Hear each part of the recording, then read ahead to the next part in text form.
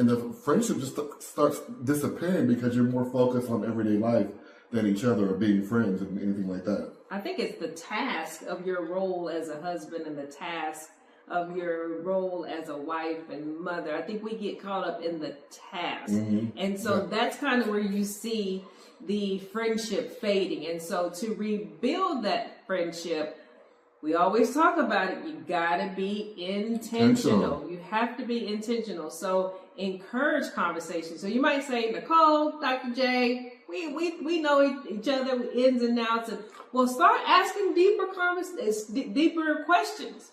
And think about when you first met, and you started courting and you started talking, and remember them days you used to be on the phone and you could talk to your spouse or whoever it was for hours on top of the day, and you were out somewhere and you wanted to call them and whatnot. Is that excitement still there? Mm-hmm. Is a question you have to ask. Or has your day or your talks become task oriented? Yep.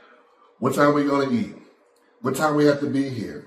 What time you got to pick up the kids? What time? It becomes logistical, right? You start just talking about tasks. And you're not talking about real world events. You're not talking about how was your day. You're not talking about, girl, you know what I heard today? Right. Or none of that. You forget about that. And then you forget about laughter and you forget about having fun together. And it's easy to do that. So we want to make sure that we're being intentional and checking in with each other as well.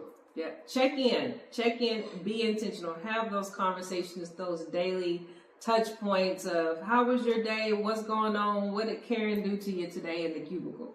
And if you find yourself drifting apart or anything like that, and we're open and honest. I think it was 2 weeks ago, I just stopped and I said, hey, I've been feeling like I can't talk to you the way I talked to you 15 years ago, because I feel like I'm holding back on some things that we used to talk about because I don't want to deal with your reaction. And she was like, well, really? And I had to check in with her because I didn't want to feel, the reason why I fell in love with my wife because I could tell her anything. But I start feeling myself holding back on some of the things I used to tell her because I know her so well, I knew her reaction or not.